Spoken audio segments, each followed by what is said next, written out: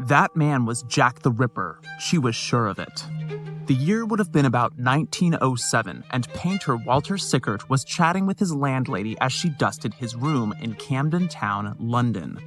His antennae perked up when she hit upon the topic of a veterinary student who had previously rented his current lodgings right at the time of the Whitechapel homicides. It always happened the night of a murder, his landlady recalled. She and her husband heard their tenant leave in the small hours and come back before sunrise, stealing up to his room where he paced about like mad. Not until the newspapermen had started barking headlines about mayhem and mutilation did he resurface, hurrying down the stairs and out the front door to purchase a copy of his preferred periodical. Then, he'd retrace his steps and shut himself up to leaf through its pages. Her blood had run cold the day after one of these nocturnal excursions. Inside his fireplace, she had discovered the charred remains of one of his suits. She was certain he'd burned it because it was stained with gore. Before she could notify the police, however, the lodger took ill. His condition worsened, and his mother came to collect him, bringing him back home to the coastal town of Bournemouth, where the sea breeze did little to restore him to good health. He was dead within weeks, and lo and behold, the murders stopped. Sickert had long had a morbid fascination with the Whitechapel nightmare, and his landlady's account inspired him while choosing a name for a picture he completed around this time. It's included on the Art of Crime website, along with others discussed this episode. In the painting, we peer through an open doorway into a grungy domestic interior. A slender man stands with his back turned to us, cloaked in shadow as he gazes out a window. There's no indication of whom or what we might be looking at, but for the title Sickert gave to the picture, Jack the Ripper's Bedroom. Over the years, Sickert told and retold this story, prompting other artists to tell their own versions. Marie Belloc Lowndes heard and made use of it as the basis for her 1913 novel, The Lodger, in which a landlady fears that she's harboring a latter-day Ripper. In 1927, Alfred Hitchcock adapted her novel for the silver screen, titling his film The Lodger, a story of the London fog. Something of a psycho before he made Psycho. On its own, this story had legs, yet Sickert had more to tell about the Ripper, or at least we're told he did, and those stories traveled too. Sickert courted controversy throughout his career, at least in part by depicting scenes of squalor and what appeared to be crime. By the time of his death in 1942, he was hailed as one of the 20th century's most significant British painters. 30 years later, he would earn a much less admirable reputation. In 1976, Sickert would stand at the center of one of the tallest tales ever told about the Whitechapel murders, Jack the Ripper, The Final Solution by Stephen Knight. What's strange is that Knight's entire book is based on a tale that Sickert himself was said to have told to his illegitimate son decades earlier. The Final Solution has been roundly discounted, but Sickert has raised suspicions as the killer ever since. Today, we'll hear the story of how all the Ripper stories Sickert supposedly told have landed him in the suspect lineup. This is The Art of Crime, and I'm your host, Gavin Whitehead. Welcome to Episode 6 of The Unusual Suspects. The man who knew too much, Walter Sickert.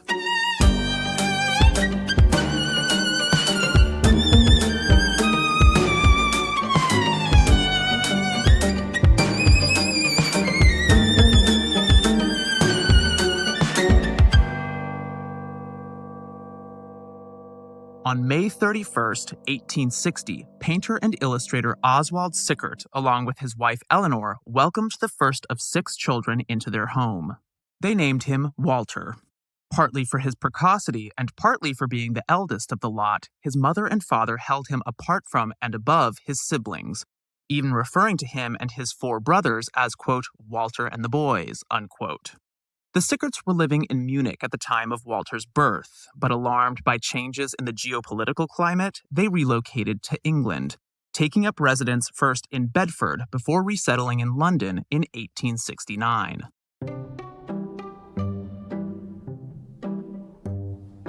As he neared adulthood, Sickert felt pulled in two artistic directions.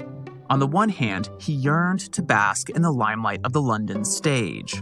On the other hand, however, his father's vocation as a painter beckoned. It would take the better part of a decade for Sickert to resolve this tension, but eventually he'd arrive at a solution that combined his passion for both the visual and performing arts. The long and sinuous path to this endpoint can be charted according to the idols Sickert worshipped and sought to emulate along the way. The first was the darling of London theater, the actor-manager whose name we've encountered more than once already, Henry Irving. While attending King's College School, London, Sickert haunted the stalls of the Lyceum, feasting his eyes on the master at work. In imitation of Irving, Sickert took a stab at managing and acting in a troupe of his own, christening them the Hypocrites, the Hips for short. During the summer of 1877, his family vacationed in Newquay, Cornwall, in southwest England, where he helmed a production of Shakespeare's Macbeth. Aged 17, Sickert played the lead, prevailing on his friends and siblings to cover the supporting roles.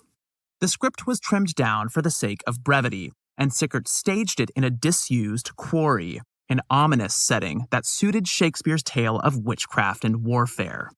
Sickert clearly had the ambition, charisma, and vision to mount a stellar production, but it remained to be seen whether he could breathe life into the titular Kingslayer. He would set the tone for his performance with Macbeth's grand entrance. As Sickert imagined it, he would make a lordly appearance at the top of a steep slope leading down into the pit and then descend to join the other performers below. Impressive in theory, though not so much in practice. By a cruel twist of fate, Sickert turned his ankle in the middle of the scene, forcing him to slide down the scree on his backside, much to the amusement of the performers playing the hideous witches who would tell Macbeth his fortune. Nothing wicked was coming their way, not in this production. As he'd shown by talking his friends and relatives into these amateur theatrics, Sickert had a gift for getting what he wanted out of his collaborators. His younger sister Helena recalls in her memoirs that, quote, he was able to infuse so much charm into life, unquote. He could also make, quote, our pursuit interesting so that we were generally his willing slaves, unquote. As an adult, Sickert would put this skill to good use, cajoling or dragooning others into whatever project it was he'd undertaken. It was not uncommon for him to consolidate friendships only to let them fall apart when they ceased to suit his purposes. For all his warmth and magnetism, Sickert could also be cold and off-puttingly self-absorbed. After finishing at King's College School, Sickert went into acting, heeding his father's warning to stay away from painting if he wanted to make a living. Sickert scored several small yet meaningful victories in the beginning. He became a supernumerary, what today we'd call an extra, at the Lyceum, sharing the stage with the godlike Irving. He toured the English provinces with a traveling company under the pseudonym of Mr. Nemo, Mr. Nobody. Despite his best efforts, his career never took off. On the road or even backstage, he made sketches to fill the empty hours. It was at the Lyceum, though not while he was performing there, that Sickert is said to have caught the attention of his second great guru, James McNeill Whistler, the American-born and London-based painter. Sickert had gone to watch a play one evening, and when it came time for the curtain call, he tossed a bouquet of flowers at Ellen Terry, Irving's leading lady and the reigning doyenne of London theater. Sickert had weighted his loving missile with lead to ensure that it cleared the footlights, but he put too much force into his throw. The bundle overshot its mark and landed with an audible clunk beside Irving, who jumped in surprise. According to legend, Whistler was in the audience and had a laugh at the mishap, taking the trouble to learn who was responsible. Not long after, he and Sickert met.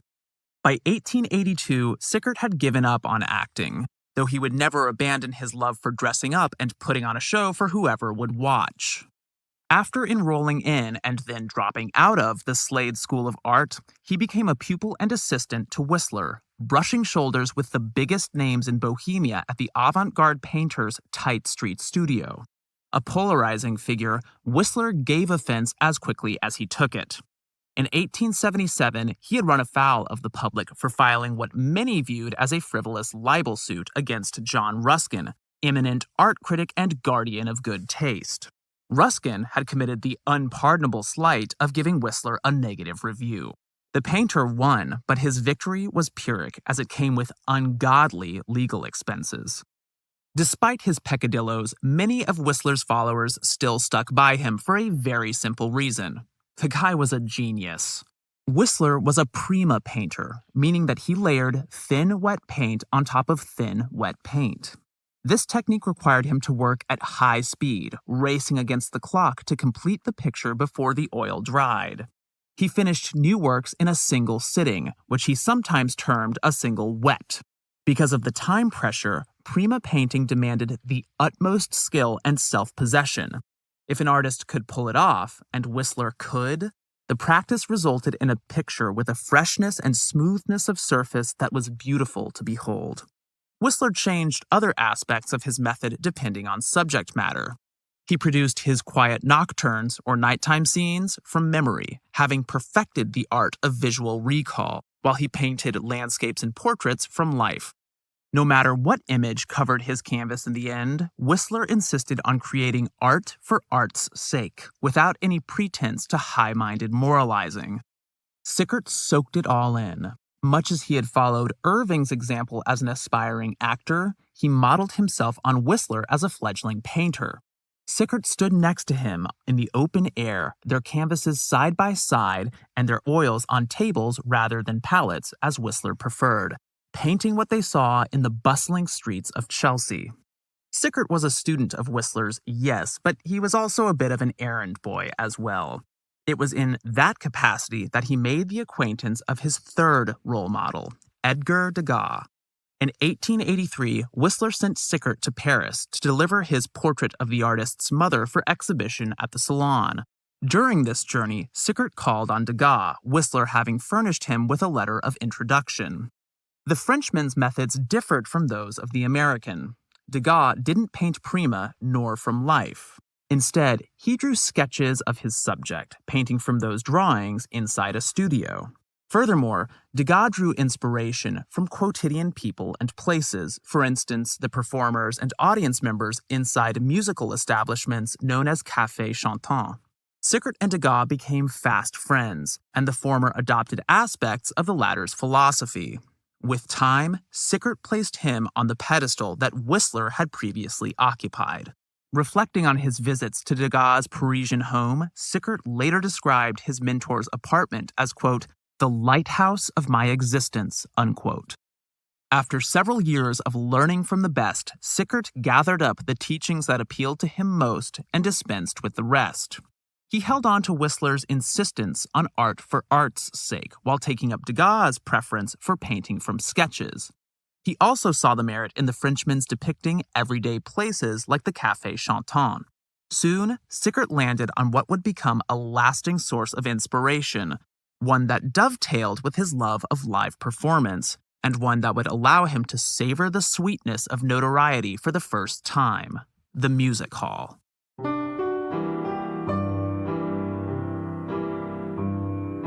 The English music hall emerged in the middle of the 19th century, and by the 1880s, more than 300 had opened their doors in London alone. Quaint as it may seem from a modern perspective, this institution had generated fierce controversy from its inception.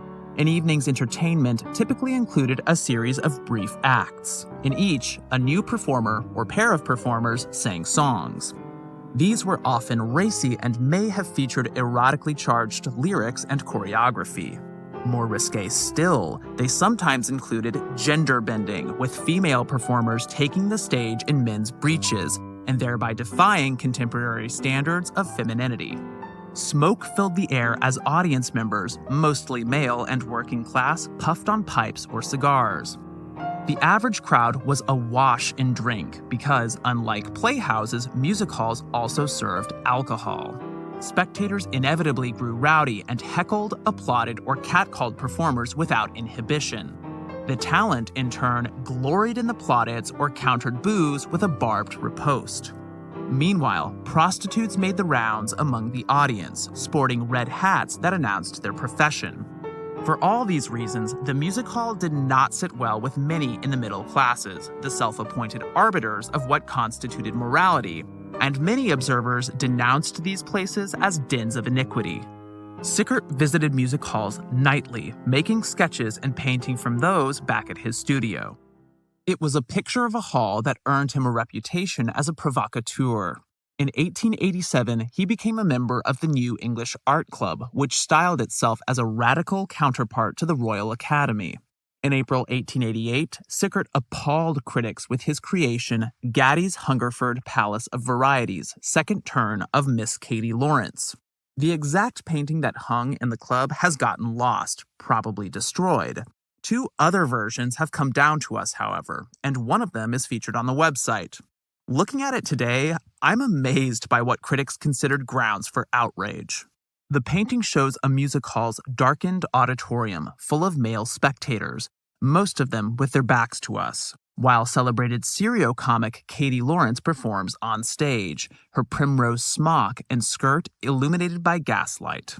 According to a review published in The Artist, the picture represented, quote, the aggressive squalor which pervades to a greater or lesser extent the whole of modern existence, unquote. Part of critics' objections had to do with the establishment Sickert painted. In 1867, Italian immigrant and restaurateur Carlo Gatti procured a license to open his Hungerford Music Hall. After refurbishment in 1886, the venue reopened freshly painted, plastered, gilded, and upholstered. Not that you would know it based on the painting, which deals primarily in gritty browns, blacks, and grays. Patrons paid 2 shillings for a red plush seat in the stalls near the stage, while 6pence was good for a table farther back. Because of its location in central London, right near the Strand, Trafalgar Square, and Charing Cross Station, Gadds Hungerford attracted a more socioeconomically diverse clientele than other halls. Sickert gestures toward this variety in the painting, but you have to pay attention to what men have or don't have on their heads to pick up on it. As Sickert expert Anna Robbins notes, gentlemen wear top hats, while the fashionable dandies, known as mashers, opt for bowlers. Less moneyed spectators wear no hat at all. It was the embrace of this kind of social mingling that made Gadds Hungerford, and by extension Sickert's painting, disreputable in the eyes of more snobbish observers. Then there was Sickert's portrayal of Lawrence. Pale as a wraith and as wooden as a puppet, she hardly seems alive at all. Disgusted, a critic for Land and Water characterizes Sickert's Lawrence as a, quote, hideously malformed creature, unquote. This painting showcased 2 qualities that would make much, though far from all, of Sickert's art controversial. 2 qualities, moreover, that would render him suspect to the minds of Ripper hunters. First, Sickert gravitated towards scenes of low life. Second, he had an uncanny habit of portraying women who appeared to be dead. Both had offended critics of the NEAC's exhibition. But there's no such thing as bad publicity. In fact, the furor Sickert engendered won him more recognition than he'd hitherto enjoyed, and Sickert loved being the center of attention. Over the years, he'd be charged with graver misdeeds than offending good taste. Serial murder would be one example. For what it's worth, Sickert looked like a Jack the Ripper, or at least he did at the time of the killings. He went on holiday to France in early August 1888, before Polly Nichols had met her end. And when he returned in mid-October, he found the British capital in the vice grip of panic. 4 of the 5 canonical victims had fallen at this point, and the trade name Jack the Ripper was on the lips of virtually everyone in London. The drama of the moment thrilled Sickert, a true crime enthusiast through and through, and one night he found himself mistaken for the villain. According to Robert Emmons, Sickert's friend and early biographer, the painter resumed his nightly outings to music halls after returning from France, heading home on foot in the dead of night. On one such occasion, he wore a loud, checkered coat reaching down to his ankles, his sketches tucked carefully into a bag at his side. A gaggle of young women on Copenhagen Street took one look at him and ran for their lives, screaming, "Jack the Ripper! Jack the Ripper!" This was only the first time that accusation would be made. The history of how Sickert took his place in the modern suspect lineup is lengthy and outlandish. It all starts with a story that Sickert himself is said to have told about his own involvement in the Whitechapel bloodbath. In 1973, 31 years after Sickert's passing, a small-time painter named Joseph Gorman came forward claiming to be Sickert's illegitimate son. In Gorman's telling, his father had taken him aside as a 14-year-old and unfurled a tale so incredible it hardly seemed possible. Gorman's narrative came to the attention of journalist Stephen Knight. Make a mental note of his name because it will come back in the following episode. In 1976, after checking up on Gorman's account and deeming it believable, Knight published perhaps the most influential and controversial book on the Whitechapel horror story, Jack the Ripper: The Final Solution. In it, Knight walks the reader through Gorman's revelations step by step, and no wonder it flew off the shelves when it came out. This is a tale of star-crossed lovers, but there's political intrigue too, with a conspiracy theory that makes Watergate look tame. At its core, the story revolves around a prince who strays too far from his palace, a prince whose name is familiar to us already. He is none other than Albert Victor, affectionately known as Eddie to his friends and family, and second in line to the British throne. What follows is a Reader's Digest version of Gorman's yarn, as reported by Knight. In the early 1880s, Eddie's mother, Princess Alexandra, worried about her son's emotional and intellectual development. He'd shown an affinity for the arts, so she contacted painter Walter Sickert to ask if he'd take the prince under his wing, hoping that such an apprenticeship would enrich and expand Eddie's inner life. Sickert agreed, all too eager to curry favor with the royals. Eddie grew fond of his instructor, so fond, in fact, that he began shirking his schoolwork and sneaking out to visit him. Unbeknownst to his mother, father, and nearly everybody else, Eddie left home in a carriage emblazoned with the royal crest, only to switch into a run-of-the-mill coach.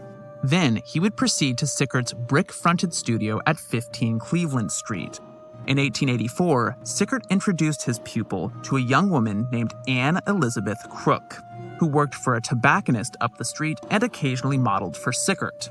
Passion swept Eddie and Anne off their feet and carried them into the heavens. The two were mad, but not made for each other.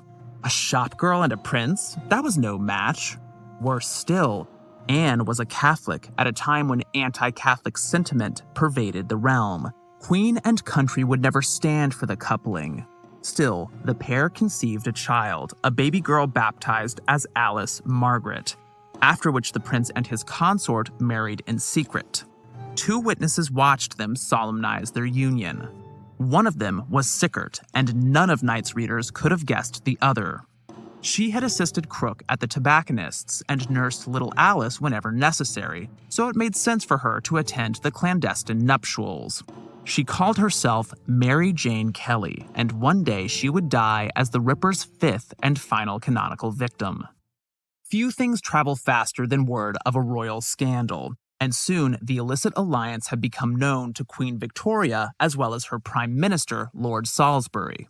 Knight reminds us that at this time, the monarchy stood in a precarious position, partly because a socialist uprising seemed possible, and Salisbury feared that Eddie's explosive romantic indiscretion could deal a blow so devastating as to topple the throne entirely. It looked that bad for them, and drastic measures were called for. Prime Minister Salisbury ordered a raid on the newlyweds' Cleveland Street love nest, at which time the prince and his paramour were tragically torn apart, never to set eyes on each other again. Eddie received little more than a stern reprimand. Crook suffered a more horrendous fate. She endured a confinement of 156 days in St. Guy's Hospital, during which time she underwent a ghastly surgery, some kind of lobotomy, which shattered her mind. After her release, she drifted from one workhouse to another until finally perishing 32 years later, penniless and insane. Splitting up the lovebirds hadn't solved all of Salisbury's problems. Quite by chance, Sickert had witnessed the Cleveland Street raid and worked out more or less what had transpired. Meanwhile, Mary Jane Kelly had escaped with baby Alice. She left the infant in the care of the painter, who in turn placed Alice in a foster home. Kelly moved to the East End, where she befriended 3 women whose names we know well: Polly Nichols, Annie Chapman, and Elizabeth Stride. Hard up for money, they hatched a daring plot to blackmail the royal family and put it into action, threatening to go public about Eddie's sexual misadventure in addition to the tainted fruit it had yielded. Yet again, Salisbury feared for the crown's future. If his anxieties were any indication, 4 anonymous Whitechapel women who had never tasted power in their unforgiving lives now stood poised to bring the world's mightiest monarchy to its very knees. Salisbury rejected the idea of paying the extortionists. Instead, he turned to Sir William Gull, Queen Victoria's physician in ordinary, enlisting him to neutralize the threat. Gull joined forces with a coachman, John Netley, and Sir Robert Anderson, Assistant Commissioner of the Metropolitan Police, the very official tasked with leading the Ripper investigation. Netley drove them all around town in a carriage as they searched for the blackmailers. When they closed in on one of their targets, they lured her into the vehicle, where Sir William Gull fed her poisoned grapes, killing her. Then, aided by his rarefied medical knowledge, Gull mutilated her body while his accomplices looked on. Afterward, Netley conveyed the corpse to the spot where it was eventually discovered. One by one, they dispatched the 5 canonical victims. Hitting a snag along the way, however, the unholy trinity murdered Catherine Eddowes, having mistaken her for Kelly, and circled back later to destroy the intended target. With his mission accomplished, Prime Minister Salisbury organized an elaborate cover-up to conceal the conspiracy from the public. Remember, Walter Sickert is claimed to have told all this to Joseph Gorman. So, with all these bodies piling up, how did Sickert live to tell the tale? According to Gorman, Sickert somehow knew about the murders as they were happening, and somehow Lord Salisbury knew that he knew. Far from ordering Sickert assassinated, the Prime Minister offered him hush money instead, which the painter accepted. Years later, Sickert and Alice Margaret, Eddie and Anne's illegitimate child, reunited, giving way to a torrid love affair. Married 3 times, Sickert was a prolific philanderer in actuality and is known to have slept around throughout much of his life. Alice eventually bore him a child, a boy named Joseph, Gorman, that is. He would not hear the extraordinary saga of how his mother and father met until he was 14, at which time he would also discover that royal blood was coursing through his veins. After all, Prince Eddie had fathered his mother. Given the yards worth of yarn he'd spun, Gorman clearly had a gift for storytelling, but then so did Knight. He concludes the final solution with a twist ending that'll give you whiplash. In the last chapter, dramatically entitled The Third Man, Knight casts doubt on part of Sickert's story, as relayed by Gorman, namely the claim that Assistant Commissioner Sir Robert Anderson had acted as an accomplice to Sir William Gull. How could Sickert have known so much about this conspiratorial scheme, as well as what had gone on inside the carriage, the offering of grapes, and the subsequent carnage, unless... Could it be? Unless Walter Sickert had been the third man. This possibility had never occurred to Gorman, and it figuratively gutted him, his own father, party to the most egregious of crimes. Finding solace in a belief that his father must have participated under duress, afraid that he or Alice would come to harm if he refused, Gorman writes in an afterword to Knight's book, quote, "None of this justifies, but it might begin to explain why an essentially good man would do what it seems my father did," unquote.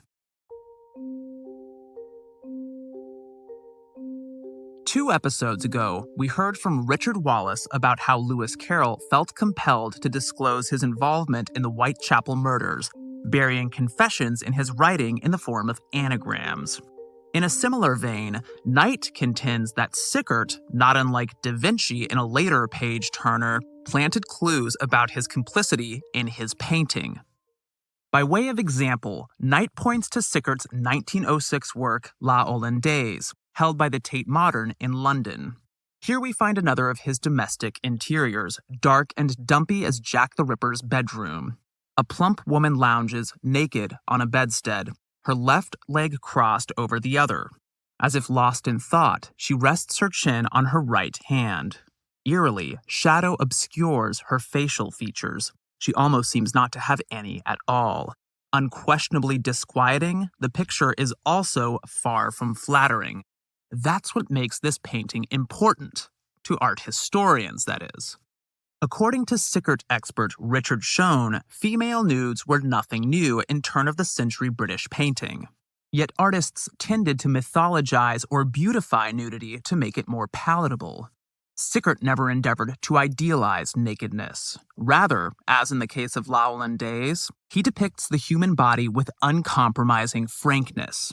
To quote from Schoen, Sickert played the part of a, quote, dispassionate observer selecting his subjects with a ruthless, cold eye, unquote. Stephen Knight offers a different perspective. Sickert was not painting the female anatomy with a disinterested eye. He was painting a memory of Mary Jane Kelly at the scene of her murder. Knight shudders at the woman in La Oland Days, calling her, quote, an abomination, unquote. To his mind, she evokes Kelly's eviscerated body lying in her bed at 13 Miller's Court. We do know what the awful sight looked like, by the way. Police took 2 pictures of Kelly's corpse as it was discovered in her run-down hovel, the only time the authorities photographed a crime scene while pursuing the Ripper. Knight likens La Oland Days' distorted countenance to Kelly's unrecognizably disfigured face, as depicted in the aforesaid photograph. According to Knight, Sickert had done more than give us dark recollections of the bloodshed he witnessed. He had also dropped hints about the Ripper's identity. He concealed one of them in his best-known picture, Ennui, held by the Ashmolean Museum in Oxford. It depicts a man and a woman, both middle-aged, in a domestic interior.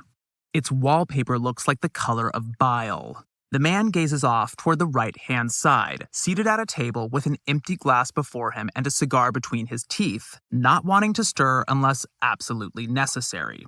Standing behind him and leaning her elbows on a yellow chest of drawers, the woman turns her eyes in the opposite direction, staring at a wall as if there were nothing better to look at.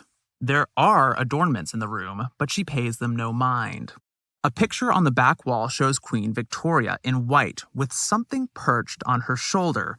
The something is indistinct and difficult to make out, while a glass dome filled with stuffed birds and butterflies sits on top of the chest of drawers.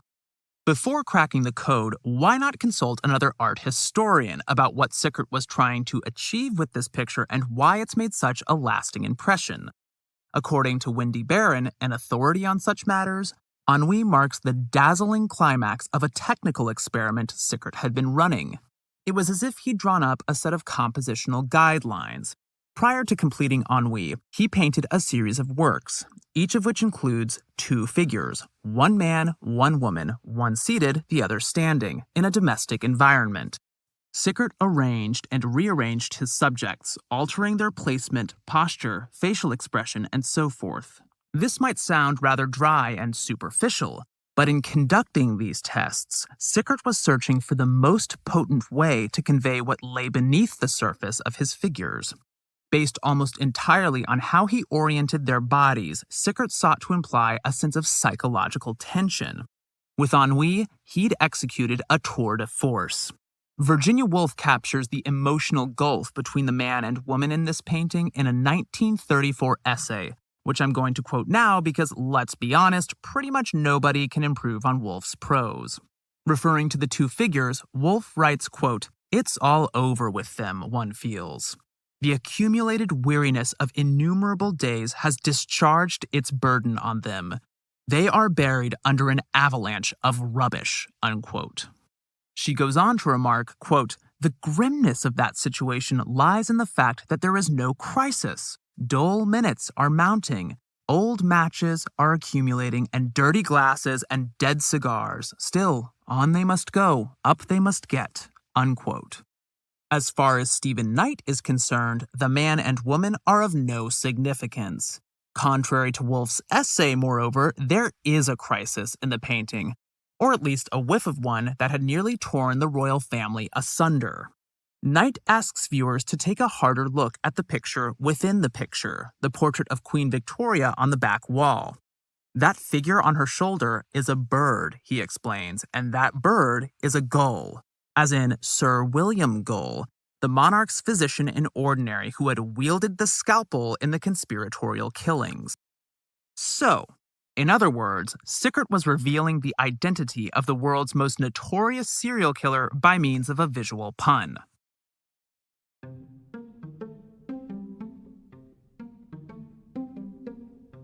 The final solution achieved commercial success. Nevertheless, many of Knight's readers weren't buying what he was selling. Almost every key detail in his narrative has been called into question, if not debunked. Indeed, it was Joseph Gorman, the source of Knight's story, who manned the wrecking ball that demolished his book. In 1978, Gorman gave an interview to the Sunday Times, in which he called the narrative that Sickert supposedly passed on to him, quote, a hoax, a whopping fib, unquote. There isn't even evidence to confirm that Sickert sired Gorman. His testimony had served as the basis of Knight's entire argument, and with its foundation cut from underneath it, the journalist's final solution collapses in on itself. Still, many of Knight's claims have shaped retellings of the Ripper killings in popular culture. His book inspired Alan Moore's graphic novel From Hell, which was serialized from 1989 to 98, as well as the 2001 film adaptation of the same title, directed by Albert and Alan Hughes and starring Johnny Depp and Heather Graham. Knight's influence can also be felt in the 1988 two-part miniseries Jack the Ripper, directed by David Wicks and starring Michael Caine, which unmasks Gull as the man with the blade. As I mentioned at the start of this episode, Marie Belloc Lowndes' The Lodger and Alfred Hitchcock's film adaptation stem from a story Sickert told about a mysterious veterinary student. Bizarrely, these later portrayals of Jack the Ripper likewise lead back to what Sickert said, or at least was said to have said, about the murders. Sickert's alleged complicity in the crimes wouldn't end with Stephen Knight. In fact, the accusations against him would only grow graver with time. In 1990, Sickert went from accomplice to lone killer. This theory originates in a book by Jean Overton Fuller, Sickert and the Ripper Crimes. In the opening pages, Fuller recounts a breathless exchange between herself and her mother. It centered on a conversation that Fuller's mother had had years earlier with the artist Florence Pash. An intimate of Sickert's, Pash had accompanied him to music halls to make drawings back in the day. At some point in their friendship, he'd surprised her by hinting that he knew the identity of Jack the Ripper. Sickert had much to share, and according to Pash, he had left clues about the killer in his work and furthermore painted the slain victims from memory. He'd apparently set eye on every last one of their bodies. It was this final point that sounded iffiest to Fuller. Maybe Sickert could have stumbled across a single victim's corpse in the street by chance, Fuller thought out loud in response to her mother's story. But every single one? Quote, all of them make him the Ripper. Yes, her mother replied, wide-eyed. From that point forward, mother and daughter suspected that Sickert had committed the murders. According to Fuller, this dialogue took place long before Stephen Knight had published Jack the Ripper, The Final Solution, long before anyone had linked Sickert's name with the homicides, in other words. Say what you will about the case against Sickert, this is kinda weird. Not only had a second author forged a connection between him and the crimes, but that connection is based, yet again, on a story said to have come from the painter's own mouth. Fuller was dumbfounded when she first cracked open Knight's book, precisely because parts of it resonated with what she had heard from her mother. In Sickert and the Ripper Crimes, Fuller trashes the idea of a bloodthirsty threesome hunting their quarry in a horse-drawn carriage, along with several others Knight puts forward. That being said, she does reiterate many of his arguments, returning to the same paintings and others to tease out clues. In the final analysis, she doesn't add much to what the final solution offered. The most important takeaway is that Fuller was the first writer to finger Sickert as the sole perpetrator of the Ripper crimes. American crime writer Patricia Cornwell came second. The parallels between her fiction on the one hand and her Ripper hunting on the other have not escaped notice. Cornwell has made millions writing novels about Virginia medical examiner Kay Scarpetta, and they've sold so well partly for their detailed forays into forensic science.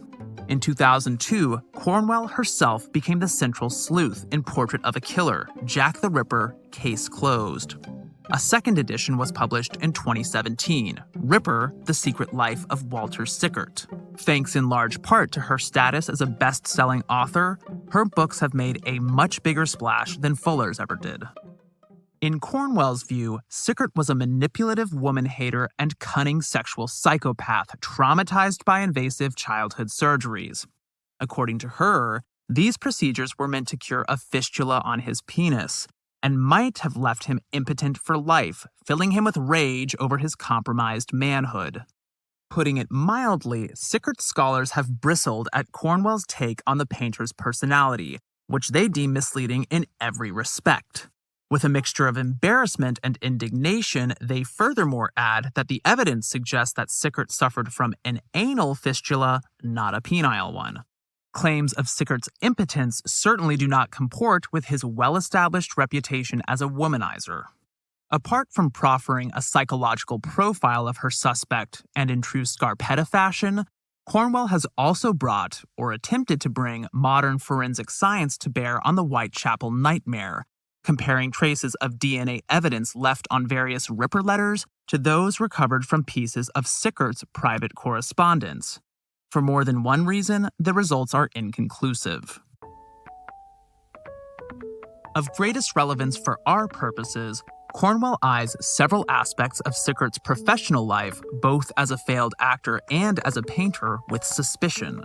To begin with, she subscribes to the disguise hypothesis. Cornwell does so most straightforwardly in the case of Martha Tabram, the non-canonical victim whose murder many identify as possibly the Ripper's first. As we mentioned briefly in episode 2, Tabram and an acquaintance named Pearlie Paul are said to have taken drinks with a pair of soldiers on the night of August 6, 1888. In a statement to the police, Pearlie Paul testified that shortly before midnight, the four of them had divided into pairs, one man and one woman in each, and gone their separate ways, presumably for sex. At 2 a.m., a P.C. Barrett was patrolling the vicinity of the George Yard buildings, where Tabram's body was eventually discovered bearing 39 stab wounds when he came upon a solitary, uniformed guardsman. As far as Barrett could tell, the bewhiskered young man belonged to a regiment known for the white bands they wore around their caps. Barrett questioned him, whereupon the private explained that he was, quote, waiting for a chum who had gone with a girl, unquote. Was this guy's chum a fellow soldier, perhaps even the one who had left the pub in Tabram's company? If so, had he murdered Martha Tabram? Cornwell seems to think so, but she has her doubts about whether the culprit was actually a soldier. She implies that Sickert was merely masquerading as one when he did the foul deed. There's no evidence whatsoever connecting her suspect to the crime, but Cornwell stresses that he did engage with martial themes throughout his career. In 1880, under the stage name of Mr. Nemo, Sickert delivered a scintillating performance as a French warrior in Shakespeare's history play Henry V. More than 3 decades later, Sickert painted battle scenes during the Great War, and his morbid fascination with the toll it took on those in the trenches prompted him to contact the Red Cross, asking the charity if it would provide him with uniforms of wounded or dying servicemen. At one point, an acquaintance of Sickert's recalled seeing piles of rifles and soldiers' apparel in one of his disorderly studios. Yet Cornwell goes farther, applying the disguise hypothesis to the Ripper correspondence. Not only could the killer slip into military garb to keep authorities off his trail, but he could also alter his handwriting while signing yours truly, Jack the Ripper. Unlike many who take on this case, Cornwell believes a good deal of the Ripper letters to be genuine. She's especially interested in the ones that are decorated with artistic illustrations, which she compares to Sickert's drawings. The letters she examines appear to have been written in dozens of different hands. Nevertheless, Cornwell implies that Sickert could have generated all of them thanks to his artistic training. He could sign his name backwards in cursive, so there's no question about his skill with a pen. Whether he could invent and reinvent his handwriting so many times for so many letters is another matter, however. Cornwell offers more of note than this new extension of the disguise hypothesis. Many Ripper hunters take pains to account for why the slayings came to an end after the murder of Mary Jane Kelly on November 9, 1888. Not so for Cornwell. Her candidate enjoyed a longer career of killing than any other we've heard about thus far. In her estimation, Sickert was still ripping in 1907, 1 year before he debuted another Flashpoint painting. Held by Yale Center for British Art, the picture is titled The Camden Town Murder, or alternatively, What Shall We Do for the Rent? It depicts one of Sickert's gloomy domestic interiors. A naked woman is lying on an iron bedstead with a fully clothed man seated at her feet, his head lowered. The painting's title invites you to conclude that the male has murdered her, the clenched hands in his lap perhaps evocative of strangulation, but then it isn't clear whether the woman's dead at all. If not, are we to assume that he's going to kill her? Sickert was notorious for making mischief with nomenclature, for giving his paintings provocative names that may not have been relevant to the subject matter. More than likely, that's what he's done here, as if to get a kick out of making you second-guess yourself. At any rate, and not for the first time, Sickert was asking for trouble. Though struck by his technical skill, a critic for the Daily Telegraph nevertheless considered, quote, his choice of subject matter more worthy of the police news, that is, a gory crime rag and a sensationalism buffet, than a picture gallery of high rank, unquote. Whatever tricks Sickert might have been pulling with his title, it certainly refers to a real-life homicide.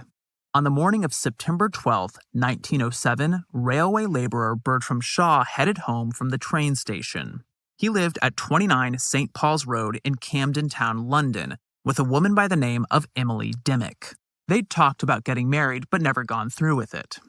Shaw had been expecting a visit from his mother, but he was surprised to find her waiting outside their rooms. Nobody had answered when she knocked at the door. He didn't have a key, so the two were locked out. Dimmick had known his mother was coming, making him wonder if she might have gone out to receive her at the train station and the two had simply missed each other. As time wore on, he must have sensed that something was off, because he called on his landlady, Mrs. Strauchs, asking for a spare key, which she obligingly handed over. After finally making it into his residence, Shaw discovered the doors leading to Dimmick's bedroom locked. He forced his way in, rushed to the bed, pulled back the covers, and recoiled at what he saw. Dimmick lay naked, flat on her stomach, the sheets crimson with her blood. She helped pay rent by selling sex, and it was surmised that a customer had slashed her throat while she slept. The events that followed were no less sensational than the discovery of Dimmick's body. The day of her murder, she had received a postcard signed Bertie. The message on it read, quote, "Meet at the Eagle, a pub in the neighborhood, at 8 o'clock tonight," unquote.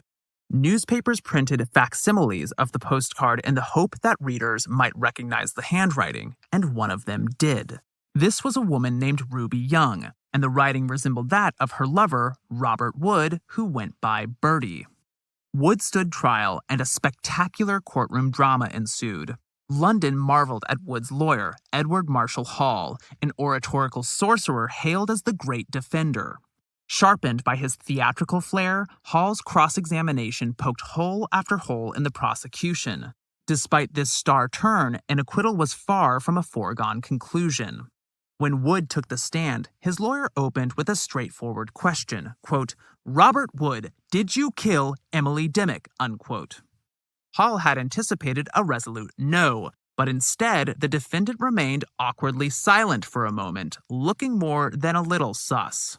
Partly because of this blatant misstep, it was presumed that the Right Honorable Judge, Mr. Justice Graham, would side with the prosecution.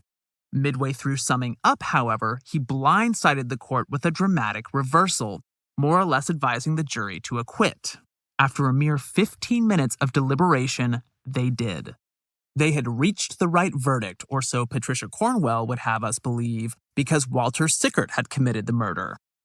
If she could try her suspect in a court of law, something tells me the painter would go free.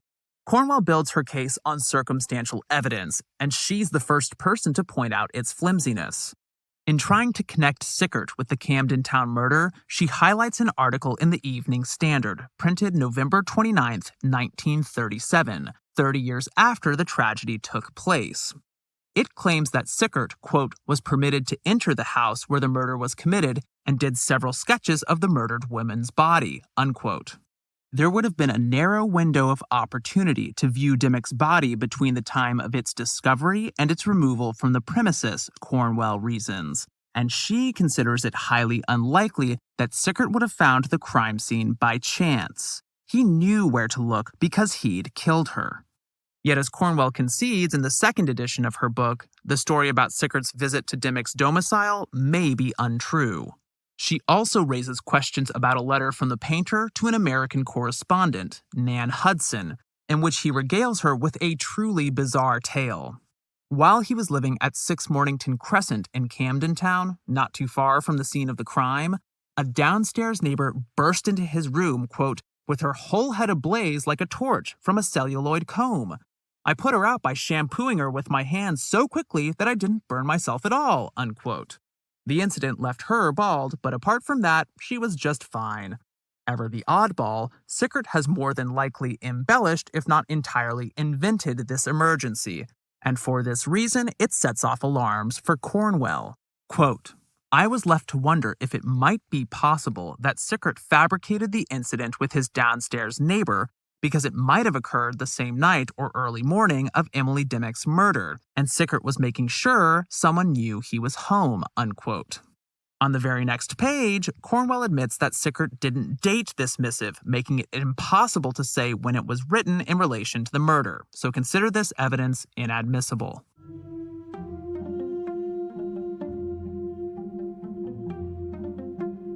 With 3 authors linking Sickert to the Whitechapel horrors over a span of nearly 50 years, 2 of whom name him as the sole perpetrator, the painter has received greater consideration as a Ripper candidate than any other artist profiled this season. His permanent place in the suspect lineup has angered his descendants as well as art historians who have dedicated their lives to the study of his work.